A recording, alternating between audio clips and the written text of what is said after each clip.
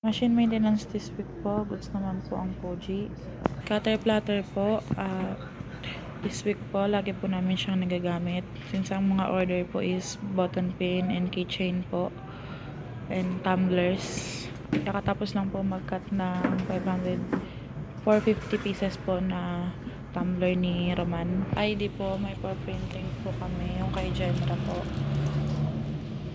Ito po yung mga samples. ABP pendings po. Ito na po yung natapos namin. Meron po kami natapos ngayon na 4. And then, ito po yung mga ongoing pa namin na RABP. Area po ni Ma'am Rhea.